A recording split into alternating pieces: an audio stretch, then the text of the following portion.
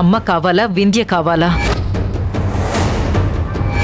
నీకు మా చివరి చూపు కూడా దక్కదన్న విషయం మర్చిపోకు.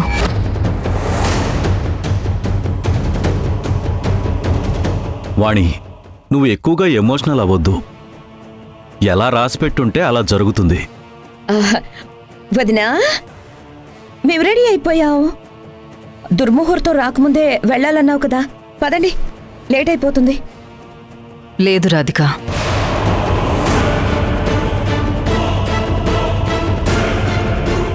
ఈ పెళ్లి చూపులకి వెళుతున్నామో లేదో నా కొడుకు నిర్ణయం మీద ఆధారపడుంది.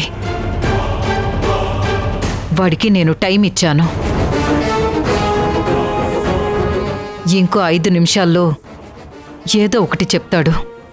అప్పుడు మనం నిర్ణయం తీసుకోవాలి. అత్తయ్య, ఏదో ఒకటి బావ డిసైడ్ చేసుకొని చెప్పడం ఏంటి? నువ్వు చెప్తే బావ కాదంటాడా ఏంటి? వదినా, ఇంత కష్టపడి పెళ్లి చూపులు ఫిక్స్ చేశాక వెనుకడుగు వేస్తే వింధ్యా సంధ్యల చేతిలో మనం ఓడిపోయిన వాళ్ళు అవుతాం. మన పరువు కూడా పోతుంది. దానికంటే ముందు నా ప్రాణం పోతుంది.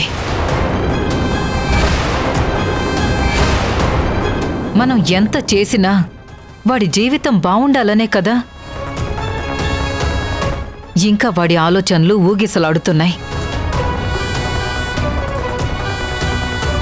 వాడి నిర్ణయం తల్లి వైపా లేక భార్య వైపా అనేది వాడే చెప్పాలి.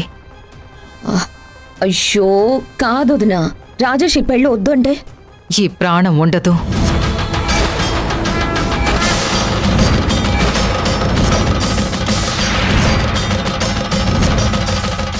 గాల్లో కలిసిపోతుంది. అక్కడి వరకు రానివ్వనమ్మా.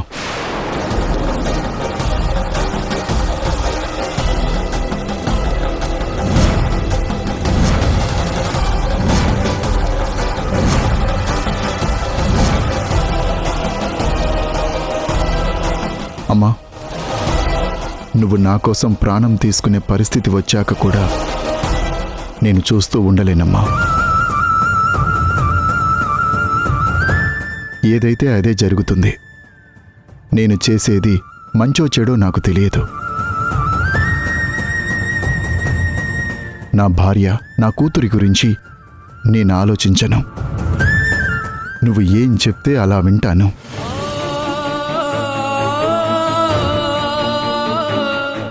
నీకంటే నాన్నకంటే నాకేది ముఖ్యం కాదమ్మా. ప్లీజ్ అమ్మా.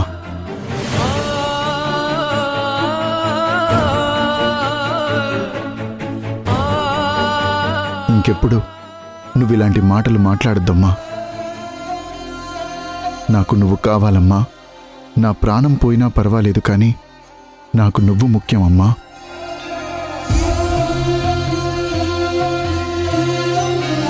నిజంగా నువ్వు నాకు కావాలమ్మా. ప్లీజ్ అమ్మా.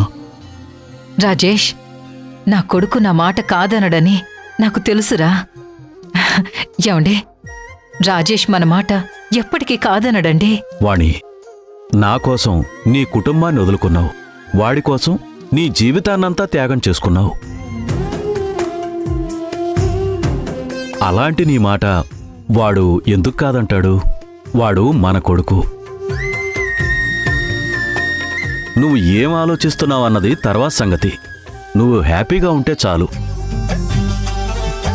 నీ వెనకాల నేను, రాజేష్ ఉంటాం. నువ్వు ఏం చేసినా సరే మేమిద్దరం సపోర్ట్ చేస్తాం. నీ సంతోషం కోసం మేమిద్దరం ఎంత దూరమైనా వస్తాం, ఏదైనా చేస్తాం. ఇప్పుడు చెప్పు, ఏ నిర్ణయం తీసుకుంటావో తీసుకో. అన్నయ్య గారు, ఇంకా నిర్ణయం తీసుకోవడానికి ఏముంది? ఆల్రెడీ పెళ్లి చెయ్యాలని ఫిక్స్ అయిపోయాం కదా. ఇంకా పెళ్లి చేయడమే ఆలస్యం.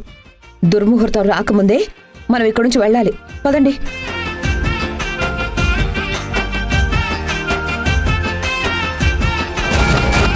ఒక్క నిమిషం.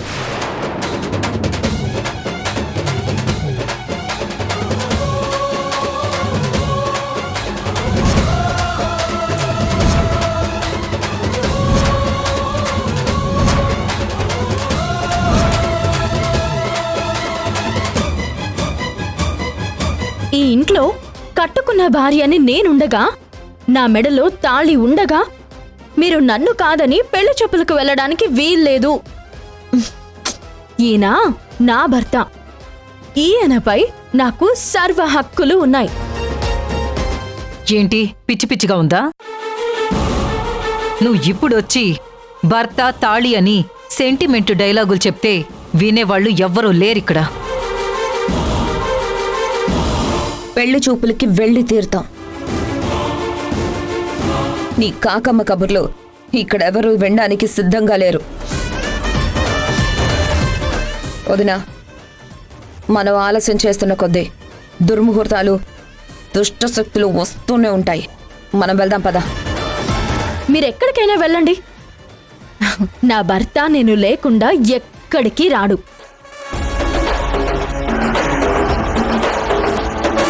ఒకవేళ నా భర్త పెళ్లి చూపులకి వెళ్ళాలి అనుకుంటే నా భర్తతో పాటు నేను వస్తాను.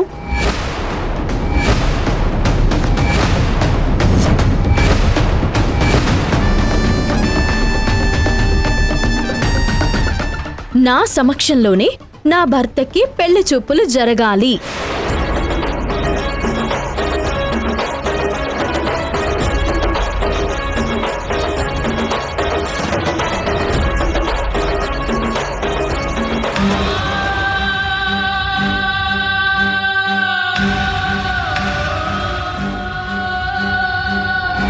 ఆయన నా నుండి దూరం అయిపోతే నేను పాప ఇద్దరం మిగిలుండవు.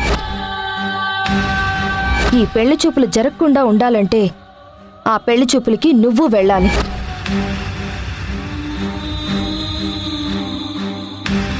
ఇదిగో సంధ్య, ఆటో ఛార్జీలకు డబ్బులు, ఫోన్. నువ్వు త్వరగా బయలుదేరు. నువ్వెన్ని ప్లాన్స్ చేసినా వాణి గారు ఎత్తుకి పై ఎత్తు వేయకుండా ఉండరు. ఆవిడతో చాలా జాగ్రత్తగా డీల్ చేయి, ఎందుకంటే ఆవిడ చాలా మంచిది. నిన్న మొన్నటి వరకు చాలా మంచిగా ఉన్న ఆవిడ పరిస్థితుల ప్రభావం వల్ల ఇలా మారింది. అయినా సరే సమస్య లేదు. నువ్వు చెప్తే ఖచ్చితంగా తను వింటుంది. నువ్వు మాత్రం ఈ సమస్యని గట్టెక్కించగలవు సంధ్య. జాగ్రత్త. త్వరగా వెళ్ళి ఈ పెళ్లి చూపులను ఆపు. రాజేష్ కూడా ఈ పెళ్లి చూపులకి సిద్ధపడ్డాడంటే పాపం తన పరిస్థితి ఎంత గందరగోళంగా ఉండుంటుందో ఏమో. వెళ్ళు సంధ్య, వెళ్ళి విందుకి రాజేష్ గారికి ధైర్యం చెప్పు. వెళ్ళు. శేఖరం, నువ్వు మారవారా? నేను నెత్తి నోరు కొట్టుకుని చెప్తున్నదేంటే, నువ్వు చేస్తున్నదేంటి?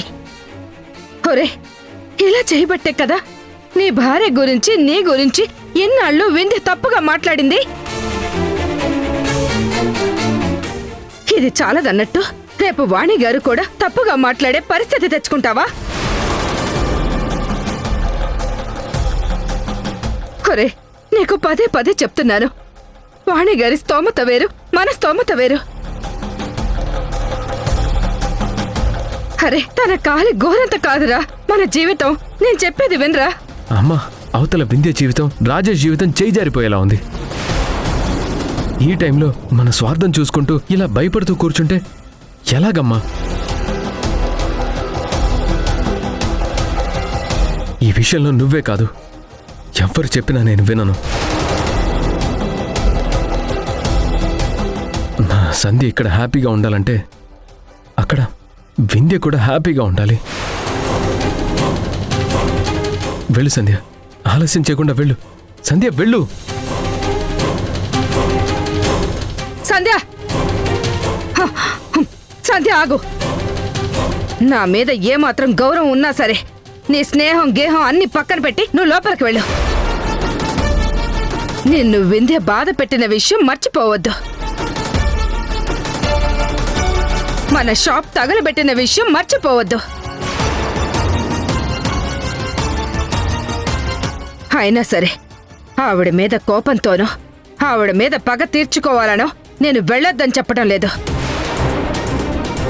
నువ్వు ఒట్టి మనిషివి కూడా కాదు. ఈ సమయంలో వాణికి ఎదురెళ్ళి కొత్త సమస్యలు తెచ్చుకోవద్దు. రెక్కాడితే కాని డొక్కాడని బతుకులు మనవి. వాళ్ళు ఉన్నోళ్ళు, వాళ్లతో పెట్టుకుంటే నష్టపోయేది మనమే. ఎప్పటికైనా వాళ్ళందరూ కలిసిపోతారు. మధ్యలో శత్రువులం అయ్యేది మనం. మీరు అది అర్థం చేసుకోండి. సంధ్య, ఆలస్యం అవుతుంది. ఇలా వాదించుకుంటూ కూర్చుంటే అక్కడ వింధ్య జీవితం కాపాడలేం. త్వరగా వెళ్ళు. సారీ అత్తయ్య, నా వింధ్య నేను కాపాడుకోవాలి.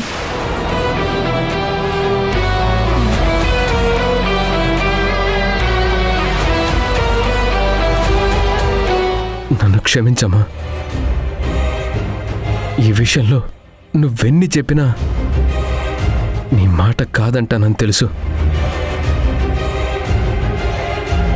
అయినా సరే పదే పదే చెప్పి నీ గౌరవాన్ని తగ్గించుకుంటున్నావు. అసలు ఎందుకమ్మా ఇలా చేస్తున్నావు? ఎందుకంటే నీ భార్య నిన్ను మోసం చేస్తుంది కాబట్టి.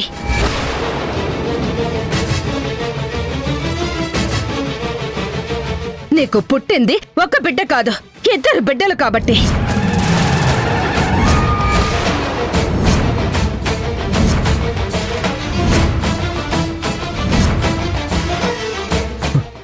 ఏం మాట్లాడుతున్నావు అమ్మా?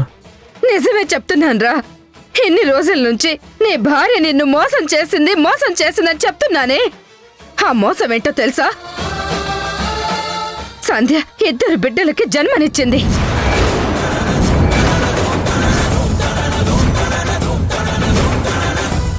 ఒక బిడ్డ చనిపోయింది, ఇంకో బిడ్డ ఎక్కడో ఉంది.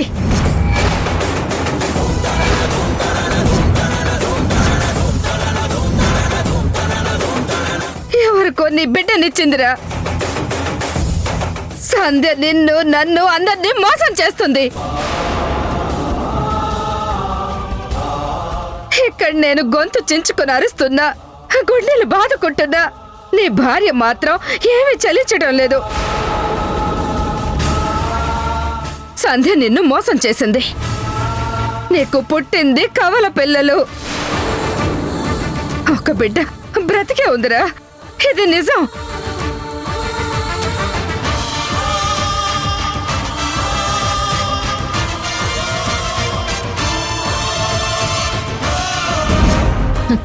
ఏంటి ఒకేసారి ఇంత రియాక్షన్ ఇచ్చారు? నేను ఈ పెళ్లి చూపులకి వస్తాను అని చెప్తున్నాను, అర్థం కావట్లేదా? చెలమా, వాళ్ళు వెళ్తుంది హోటల్కి కాదు, పెళ్లి చూపులకి. బ్రో, నేను చెప్తుంది కూడా పెళ్లి చూపులకి వస్తాను అని. ఏంటి ఓవర్ యాక్షన్ చేస్తున్నావు? నిన్న మొన్నటి వరకు ఈ ఇంట్లో నుంచి బయటికి పంపించొద్దు, నిన్ను మా బావని విడిదీయొద్దని ఏడ్చావు కదా. ఇప్పుడేంటి కొత్త డ్రామా?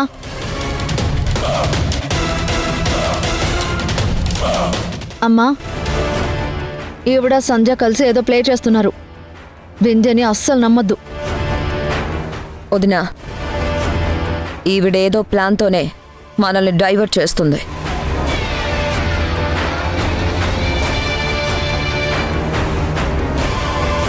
తన కళ్ళ ముందే మనం ఒక అమ్మాయిని చూడడం, పెళ్లి చూపులకు వెళ్ళడం అంతా చూస్తూ కూడా అక్కస్సుతో చెడగొట్టడానికే వస్తానంటుంది.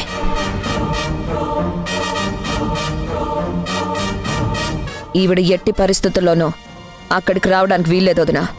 హలో పిన్ని గారు, ఏంటి అతి చేస్తున్నారు? పెళ్లి చూపులకి సంబంధం లేని అత్తవి నువ్వు వెళ్తే తప్పు. అదిగో మరదలైనా ఆ మౌనిక వెళ్తే తప్పు. నేను వెళ్తే ఏం తప్పుంది? పైగా పెళ్లి చూపులు జరుగుతుంది నీ భర్తకి కాదు, ఇదిగో నా భర్తకి. నా ప్లేస్లో వచ్చే అమ్మాయి ఎలా ఉంటుందో ఏంటో నేను చూసుకోవాలి కదా. పైగా నీ సెలక్షను మా అత్తయ్య సెలక్షను, మీ టేస్ట్ ఏంటో నేను కూడా చూడాలి కదా. ఏంటత్తయ్యా, నా భర్త పెళ్లి చూపులకి నేను రాకూడదా? రే రాజేష్, అమ్మా, ఆవిడ గారితోటి ఎవ్వరూ మాట్లాడకూడదని చెప్పానా? ఆవిడికి మనకి సంబంధం లేదని చెప్పానా?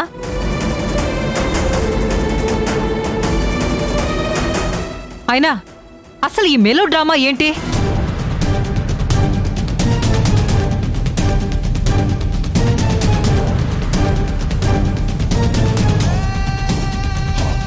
మనము పెళ్లి చూపులకి వెళుతున్నాం. మన కుటుంబం వరకే వెళుతున్నాం. సంబంధం లేని వ్యక్తులతో వెళ్ళాం. వాళ్లతో చర్చ పెట్టాల్సిన అవసరం కూడా లేదు. పదండి వెళదాం. భయపడుతున్నారా?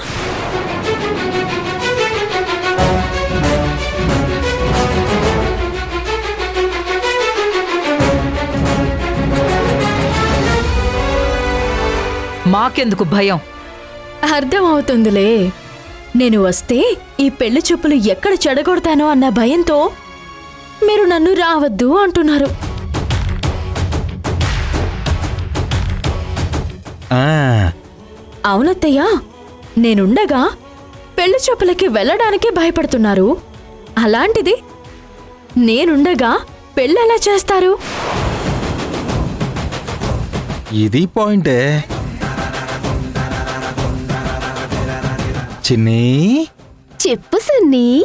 పెళ్లి చూపులకు భయపడితే వీళ్ళు పెళ్ళెలా చేస్తారు? అవును కదా సన్నీ. రైస్ అని నువ్వు నోరు మూసుకొని ఉండు.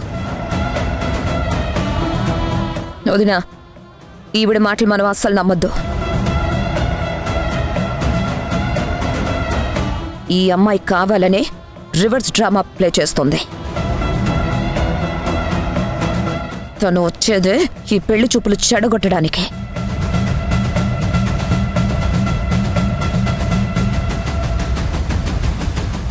వద్దనుకున్న ఆవిడ్ని మనం పెళ్లి చూపులకి తీసుకెళ్లడం ఏంటి? అయ్యో పిన్ని, నేను పెళ్లి చూపులు చెడగొట్టాలనుకుంటే అక్కడిదాకా రావడం ఎందుకు? ఇక్కడే ఈ క్షణమే ఈ ఇంట్లో కూర్చుని ఆపేస్తాను కదా.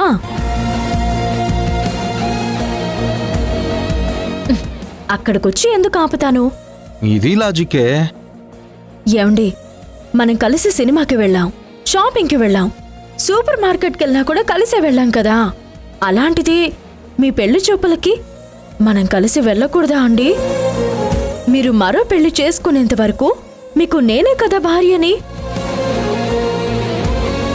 మీ మీద నాకే కదా హక్కు ఉండేది.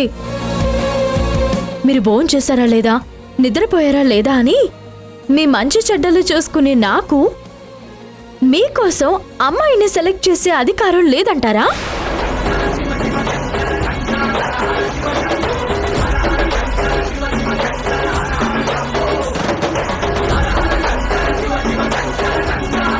అసలు మా ఆయన పెళ్లి చూపులైతే నేనుండాలి కానీ వీళ్ళంతా ఎందుకండి?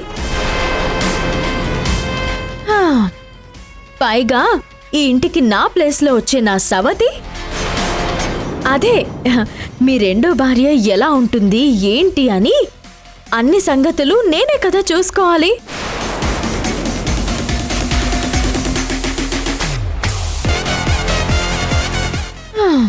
ఏంటి బ్రో, నేనేమైనా ఆస్తులు అడిగానా అంతస్తులు అడిగానా?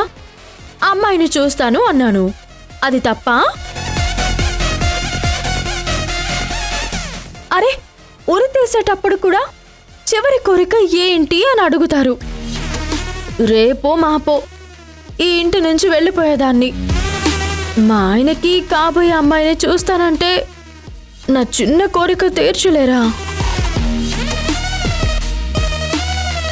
పిన్ని గారు, పాపం మా అత్తలాగా మీరు మూర్ఖంగా ఆలోచించకూడదు. తను ఆస్తులు అడుగుతుందా అంతస్తులు అడుగుతుందా? పెళ్లి చూపులకు వచ్చి అమ్మాయిని చూస్తాను అంటుంది.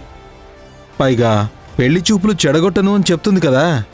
ఏ సన్నీ, నీకు పూర్తిగా తెలీదు. నువ్వు నోరు మూసుకో. నువ్వు నోర్మోయ్. పెళ్లి చూపులు రాజేష్కైతే నీకేం పని? కట్టుకున్న భర్తకి పెళ్లి చూపులు జరుగుతుంటే భార్యగా పక్కనుండడం వింధ్య హక్కు. పిన్నిగారు, నా మాట వినండి. మీరెవ్వరికీ భయపడకండి. వింధ్యాన్ని తీసుకుని పెళ్లి చూపులకు బయలుదేరండి. ఒకవేళ మీకు భయమేస్తుందనుకోండి, వింధ్యని తీసుకెళ్ళకండి. మీరెంతో ధైర్యవంతురాలు. మీరు మంకు పట్టుపడితే ఎంత దూరమైనా వెళ్తారు కదా.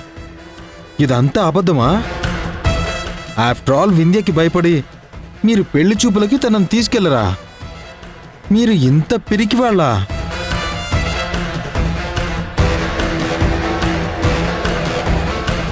రాజేష్, అప్, ఆ, నీ భార్య వచ్చినంత మాత్రాన నేనేమీ భయపడాల్సిన అవసరం లేదు. పిరికి పందలాగా ఉండాల్సిన అవసరమే లేదు. రమ్మను.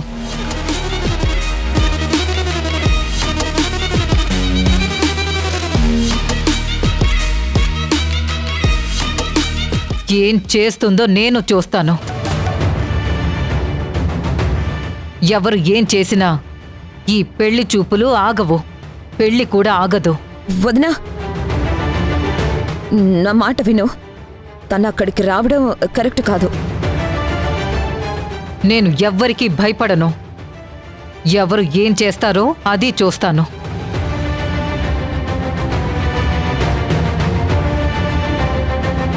వాళ్ళ అభిప్రాయం వాళ్ళకుంటే నా అభిప్రాయం నాకుంటుంది. పదండి.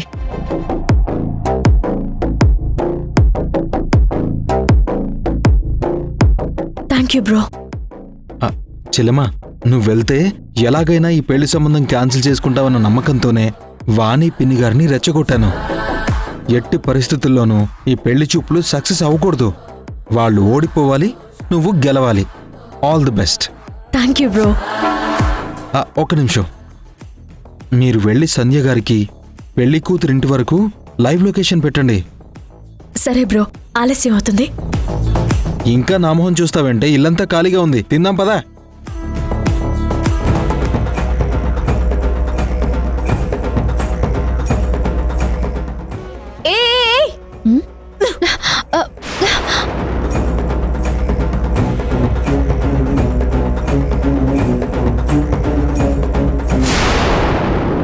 హలో, పెళ్లి చూపులు నీ భర్తకి కాదు, నా కొడుక్కి.